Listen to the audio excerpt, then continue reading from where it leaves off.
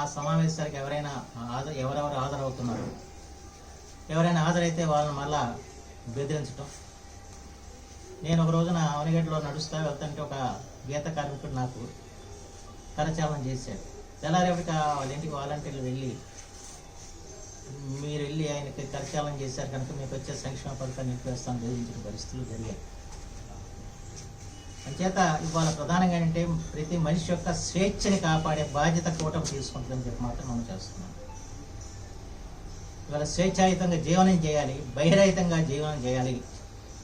ఇవాళ ఏ పోలీస్ స్టేషన్కి వెళ్ళినా, ఏ రెవెన్యూ ఆఫీస్కి వెళ్ళినా మాకు న్యాయం జరిగిద్ది, రాజకీయ ప్రమేయం లేకుండా న్యాయాన్ని సమకూరుస్తారని చెప్పన్న పరిస్థితుల్ని కల్పించడం ప్రధానమైన బాధ్యత అని చెప్పి నేను భావిస్తున్నాను. ఎట్లాగో సంక్షేమం అభివృద్ధి కార్యక్రమాలు జరుగుతూ ఉంటాయి, కానీ మనిషి యొక్క ఆత్మ గౌరవాన్ని నిలపాల్సిన బాధ్యత ఉంది. మనిషి భయరహితంగా జీవించే పరిస్థితులు రావాల్సి ఉంది.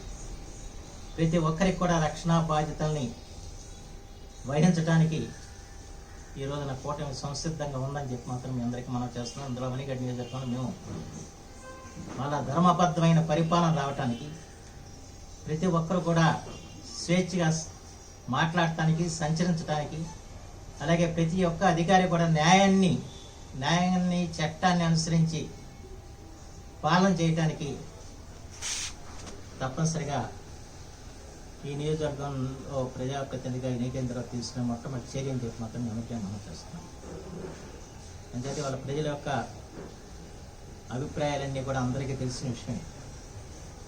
ఇవాళ ప్రజలే నా ప్రధానమైన వారు. ప్రజల అభిప్రాయాలకు అనుగుణంగానే నేను నడుచుకుంటానని చెప్పడం మీ అందరికీ నేను మనం చేస్తున్నాను.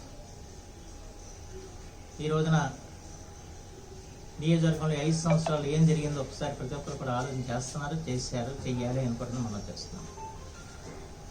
ఇవాళ సర్వతోముఖానం అభివృద్ధి వాళ్ళ నియోజకవర్గంలో జరగాల్సిన అవసరం ఉంది. ప్రత్యేకించి వాళ్ళ యువతకి భవితని అందించాల్సిన బాధ్యత ఉంది. ఈ బాధ్యతాయుత కార్యక్రమాన్ని తప్పనిసరిగా నిర్వహించడానికి ఈ రోజున మేము నడుము గట్టి పనిచేస్తామని చెప్పి ఈ సందర్భంలో మనం చేస్తూ, అలాగే ఈ రోజున ఈ కూటమిలో జనసేన, తెలుగుదేశం, బీజేపీ 3 ఉన్నాయి. ఈ 3 పార్టీలకు సంబంధించిన కార్యకర్తలకి పూర్తిగా భరోసా ఇచ్చే బాధ్యత మాత్రం నేను తీసుకున్నాను చెప్పి కూడా మనం చేస్తున్నాం. ఇప్పుడు ఏ పార్టీలో ఉన్నా, కాంగ్రెస్ పార్టీలో దాదాపు 12 సంవత్సరాలు నేను జిల్లా పార్టీ అధ్యక్షుడిగా పనిచేశాను. ఆ తర్వాత తెలుగుదేశం పార్టీలో గత 10 సంవత్సరాలుగా పనిచేస్తూ వచ్చా. కానీ ఎక్కడ కూడా కార్యకర్తకి ఏ కష్టం వచ్చినా కూడా వాళ్ళ వెనకే నిలబడ్డాను, వాళ్ళకి ఓ ధైర్యాన్ని ఇచ్చాను. వాళ్ళు కూడా నేనున్నానని చెప్పి ధైర్యంతో పనిచేశాను.